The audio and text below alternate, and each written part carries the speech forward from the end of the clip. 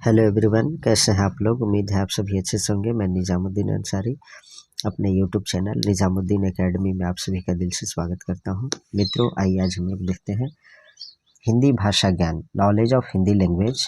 यह सभी प्रतियोगी परीक्षाओं के लिए काफ़ी इम्पोर्टेंट रहेगा।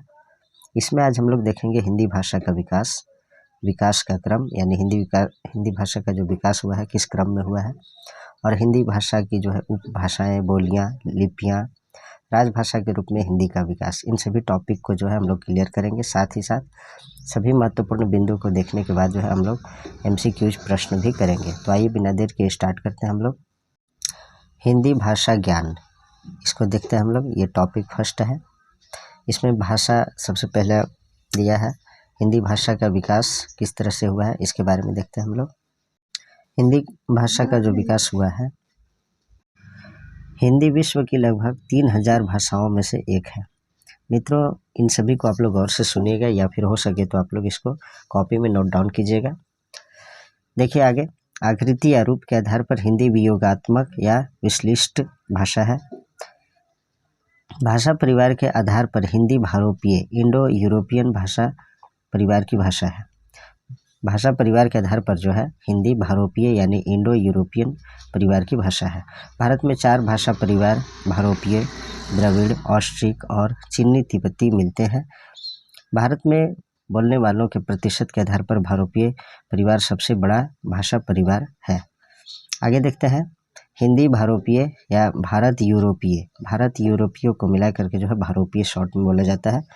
तो हिंदी जो है भारोपीय अर्थात भारत यूरोपीय के भारतीय ईरानी इंडो ईरानियन शाखा के भारतीय आर्य इंडो आर्यन उप शाखा की एक भाषा है। भारतीय आर्य भाषा को 3 कालों में विभक्त किया जाता है। देखते हैं हम लोग। देखिए कौन कौन 3 काल है। तो पहला है प्राचीन भारतीय आर्य भाषा। इसका जो प्रयोग काल था 1500 ईसा पूर्व से 500 ईसा पूर्व तक था, और उदाहरण है वैदिक संस्कृत और लौकिक संस्कृत का। मध्यकालीन भारतीय आर्य भाषा जो है ये दूसरा नंबर पे आता है। 500 ईसा पूर्व से 1000 ईस्वी तक इसे बोला जाता था, और उदाहरण है पाली भाषा का, प्राकृत अपभ्रंश का। आधुनिक भारतीय आर्य भाषा, इसमें जो है 1000 ईस्वी से अब तक हिंदी और हिंदीतर भाषाएं बांग्ला, उड़िया, असमिया, मराठी, गुजराती, पंजाबी, सिंधी आदि इसके अंतर्गत आते हैं। नेक्स्ट देखते हैं, हिंदी की आदि जननी संस्कृत है। हिंदी भाषा के जो आदि जननी है वह है संस्कृत। संस्कृत पाली प्राकृत भाषा से होती हुई अपभ्रंश तक पहुंचती है, फिर अपभ्रंश अवहट से गुजरती हुई प्राचीन प्रारंभिक हिंदी का रूप लेती है। सामान्यतः हिंदी भाषा के इतिहास का आरंभ अपभ्रंश से माना जाता है।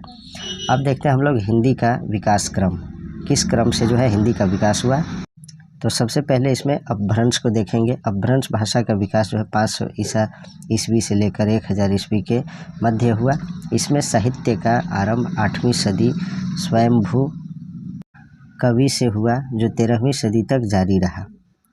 अपभ्रंश जो है अप धन भ्रंश धन घय शब्द का यूँ तो शाब्दिक अर्थ है पतन, किंतु अपभ्रंश साहित्य के अभिष्ट है। प्राकृत भाषा से विकसित भाषा विशेष का साहित्य।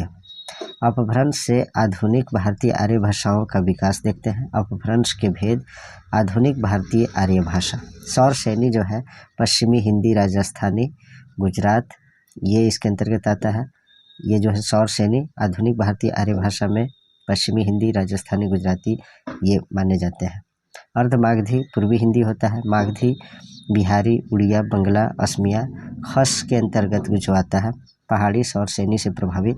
ब्राह्मण के अंतर्गत पंजाबी सौर सैनी से प्रभावित है। महाराष्ट्री में जो है मराठी। अवहट अपभ्रंश शब्द का विकृत रूप है। इसे अपभ्रंश या प्रवर्ती अपभ्रंश कह सकते हैं। अवहट अपभ्रंश और आधुनिक भारतीय आर्य भाषाओं के बीच की संक्रमणकालीन या संक्रांतिकालीन भाषा है। इसका कालखंड जो है 900 ईस्वी से 1100 ईस्वी तक निर्धारित किया जाता है। वैसे साहित्य में इसका प्रयोग 14वीं सदी तक होता रहा है। 8वीं सूची में जो सम्मिलित 22 भाषाएं हैं उनको देखते हैं हम लोग। आरंभ में जो है यानी शुरू में जो है 14 भाषाओं को इस सूची में सम्मिलित किया गया, जो निम्न है। पहला असमिया, दूसरा बंगला, तीसरा गुजराती, चौथा हिंदी। 5वां कन्नड़, 6ठा कश्मीरी, 7वां मलयालम, 8वां मराठी, 9वां उड़िया, 10वां पंजाबी, 11वां जो है संस्कृत, 12वां तमिल, 13वां तेलुगु और 14वां उर्दू। ये जो है आरंभ में 14 भाषाओं को सम्मिलित किया गया था। अब उसके बाद 21वें संविधान संशोधन में के अंतर्गत जो है वर्ष 1967 ईस्वी में सिंधी भाषा को 15वां भाषा के रूप में दर्ज किया गया और 71वें संविधान संशोधन के अंतर्गत वर्ष 1992 में कोंकणी को 16वां, मणिपुरी को 17वां, नेपाली को 18वां भाषाओं को शामिल किया गया। 92वें संविधान संशोधन के अंतर्गत जो है वर्ष 2003 में बोडो को 19वां, डोगरी को 20वां और मैथिली को 21वां और संथाली को 22वां भाषाओं में जो है शामिल किया गया। भारत की राजभाषा हिंदी और अंग्रेजी दोनों है, क्योंकि संविधान के अनुच्छेद 120 की धारा 1 भाग 17 के अनुसार अनुच्छेद 348 के उपबंधों के अधीन संसद का कार्य हिंदी या अंग्रेजी में किया जाता है। संविधान में आश्वासन दिया गया था कि वर्ष 1965 से सारा कामकाज हिंदी में होगा, परंतु सरकारी नीतियों के कारण ऐसा न हो सका। वर्ष 1963 और वर्ष 1967 में राजभाषा अधिनियम द्वारा हिंदी के साथ ही अंग्रेजी को सदा के लिए राजभाषा बना दिया गया। नेक्स्ट पॉइंट देखते हैं हम लोग, हिंदी की उपभाषाएं एवं बोलियां। तो इसमें बोली के बारे में जानते हैं। बोली क्या होता है? एक छोटे क्षेत्र में बोली जाने वाली भाषा बोली कहलाती है। बोली में साहित्य रचना नहीं होती है। उपभाषा किसको कहते हैं? तो अगर किसी बोली में साहित्य रचना होने लगती है और क्षेत्र का विस्तार हो जाता है तो वह बोली न रहकर उपभाषा बन जाती है। अब भाषा देखिए, भाषा जो है साहित्यकार जब उस भाषा को अपने साहित्य के द्वारा परिनिष्ठित सर्वमान्य रूप प्रदान कर देते हैं तथा उसका और क्षेत्र विस्तार हो जाता है तो वह भाषा कहलाने लगती है। एक भाषा के अंतर्गत कई उपभाषाएं होती हैं तथा एक उपभाषा के अंतर्गत कई बोलियां होती हैं। सर्वप्रथम एक अंग्रेज प्रशासनिक अधिकारी जो प्रशासनिक अधिकारी थे अंग्रेज में, जॉर्ज अब्राहम ग्रियर्सन ने 1889 ईस्वी में modern vernacular literature of Hindustan में हिंदी का उपभाषाओं व बोलियों में वर्गीकरण प्रस्तुत किया। बाद में ग्रियर्सन ने 1894 ईस्वी से भारत का भाषाई सर्वेक्षण आरंभ किया, जो 1927 ईस्वी में संपन्न हुआ। हिंदी क्षेत्र की समस्त बोलियां होना चाहिए। समस्त बोलियों को 5 वर्गों में बांटा गया है। इन वर्गों को उपभाषा कहा जाता है। इन उपभाषाओं के अंतर्गत ही हिंदी की 17 बोलियां आती हैं। आइए देखते हैं हम लोग उपभाषा बोलियां मुख्य क्षेत्र। तो उपभाषा में राजस्थानी है। बोलियां क्या है? तो मारवाड़ी जिसे पश्चिमी राजस्थानी, जयपुरी या ढूंढाड़ी, मेवाती जिसे उत्तरी राजस्थानी, मालवी जो दक्षिणी राजस्थानी होता है। मुख्य क्षेत्र राजस्थान में बोली जाती है। पश्चिमी हिंदी उपभाषा के बारे में देखें। इनकी बोलियां ब्रजभाषा आता है, इसमें कौरवी या खड़ी बोली बांगरू या हरियाणवी आता है। और इसमें देखते हैं ब्रजभाषा बुंदेली, कन्नौजी, और ये जो है हरियाणा, उत्तर प्रदेश, इन सभी में जो है ये बोले जाते हैं। नेक्स्ट है पूर्वी हिंदी। इसमें देखते हैं पूर्वी अवधी। इसमें जो है पूर्वी हिंदी में जो है इस उपभाषा में बोलियां आपका है अवधी, बघेली, छत्तीसगढ़ी, और मुख्य क्षेत्र है आपका एमपी यानी मध्य प्रदेश, छत्तीसगढ़, उत्तर प्रदेश।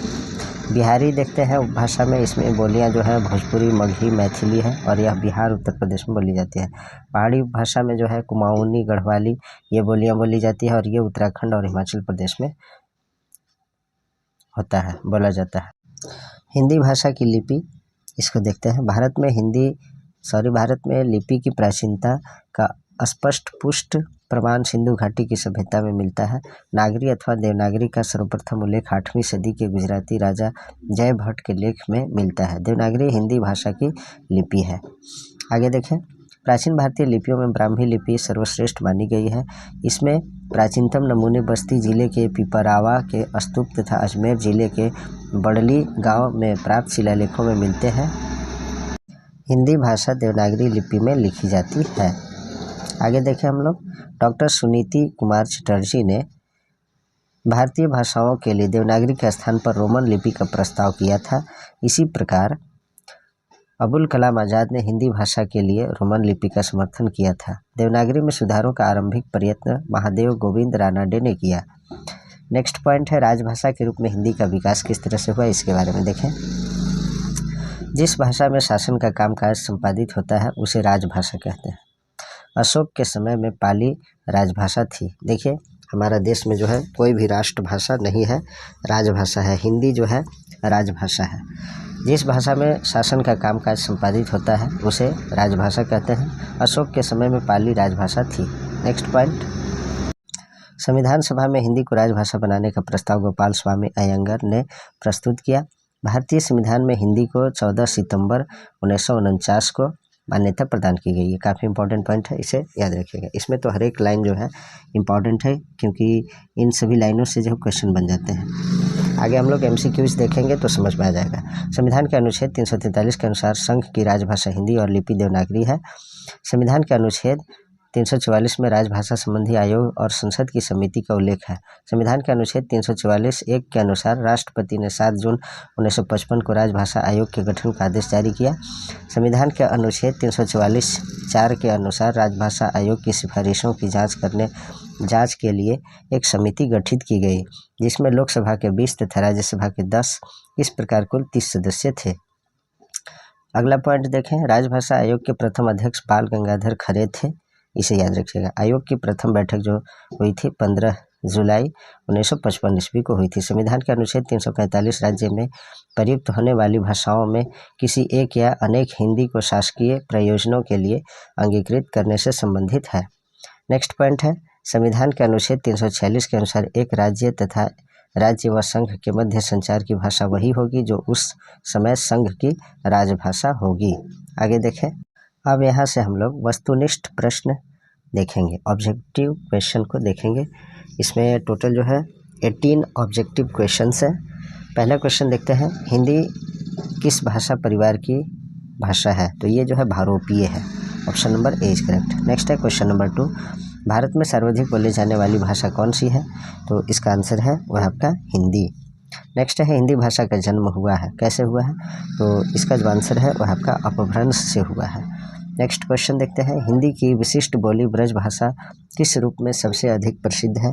तो इसका आंसर है काव्य भाषा में। Option number D is correct. Next है 5 नंबर क्वेश्चन, निम्नलिखित में से कौन सी भाषा देवनागरी लिपि में लिखी जाती है? तो अकॉर्डिंग टू ऑप्शन जो है मराठी जो है देवनागरी लिपि में लिखी जाती है। नेक्स्ट है 6 नंबर क्वेश्चन, अधिकतर भारतीय भाषाओं का विकास किस लिपि में हुआ है? तो इसका आंसर है ब्राह्मी लिपि में। Option number D is correct. Next है, बघेली बोली का संबंध किस उपभाषा से है? तो इसका जो आंसर है वह आपका पूर्वी हिंदी से। नेक्स्ट क्वेश्चन देखते हैं, भारतीय संविधान के 8वीं अनुसूची में शामिल भाषाओं की संख्या कितनी है? तो टोटल जो है 22 भाषाएं शामिल हैं। नेक्स्ट है, हिंदी दिवस किस दिन मनाया जाता है? तो इसका जो सही आंसर है 14 सितंबर को जो है हिंदी दिवस मनाया जाता है। नेक्स्ट है, हिंदी के उद्भव का सही क्रम क्या है? तो इसका जो सही आंसर है वह आपका पाली, प्राकृत, अपभ्रंश, उसके बाद अवहट, ये सही क्रम है। नेक्स्ट क्वेश्चन 11 नंबर क्वेश्चन है, सौरसेनी अपभ्रंश से किस उपभाषा का विकास हुआ? तो इसका जो आंसर है वह आपका Rajasthani. Option number B is correct. Next है 12 नंबर क्वेश्चन, सौरसेनी अपभ्रंश से उत्पन्न भाषाएं हैं, तो कौन भाषाएं हैं? तो पश्चिमी हिंदी, राजस्थानी, पहाड़ी और Gujarati. Option number B is correct. Next है 13 नंबर क्वेश्चन, इनमें से किसको संविधान के 8वीं अनुसूची में सम्मिलित नहीं किया गया है? तो इसमें जो सही आंसर है वह आपका ब्रज भाषा को जो है 8वीं अनुसूची में सम्मिलित नहीं किया गया है। बाकी सभी है, आप लोग अभी देख चुके हैं 22 भाषाएं कौन कौन थे 8वीं अनुसूची में जो शामिल थे, उसके बारे में मैंने ऊपर बताया है। हिंदी की उपभाषाएं कितनी है? तो 5 उपभाषाएं हैं हिंदी की। Option number C is correct. Next देखते हैं क्वेश्चन नंबर 15, हिंदी भाषा की बोलियों के वर्गीकरण के आधार पर छत्तीसगढ़ बोली है, क्या है? तो यह पूर्वी हिंदी है। Option number A is correct. Next है, देवनागरी लिपि की उत्पत्ति किससे हुई है? तो इसका जो आंसर है वह आपका ब्राह्मी लिपि से जो है देवनागरी लिपि की उत्पत्ति हुई है। नेक्स्ट है 17 नंबर क्वेश्चन, ये सेकेंड लास्ट क्वेश्चन है, हिंदी भाषा किस लिपि में लिखी जाती है? तो हिंदी भाषा जो है देवनागरी लिपि में लिखी जाती है। निम्न में से कौन सा भाषा का अंग है? तो इसका जो सही आंसर है ध्वनि और वर्ण या अक्षर, ये होता है। शब्द भी होता है जिसे पद कहते हैं, और वाक्य भी होता है, ये सभी जो है भाषा के अंग है। Option number D is correct for this question. तो आज जो है इस वीडियो में हम लोग इतना ही देखेंगे, और बाकी नेक्स्ट वीडियो में देखेंगे हिंदी व्याकरण स्टार्ट करेंगे, वर्ण विचार, स्वर वर्ण, व्यंजन वर्ण, इन सभी को देखेंगे, और सभी को मैं कंप्लीट करा दूंगा। सभी एग्ज़ाम की दृष्टि से ये काफ़ी इंपॉर्टेंट साबित होगा, चाहे JSSC CGL हो या फिर SSC CGL हो या फिर आपका ये सहायक आचार्य का हो झारखंड में, या आपका BPSC TRE 3.0 हो, इन सभी एग्ज़ाम में जो है आपको काफ़ी हेल्प होगा, जहाँ भी आपका हिंदी पूछा जाता है। तो please like, comment, share and subscribe our YouTube channel Nizamuddin Academy. Thanks for watching.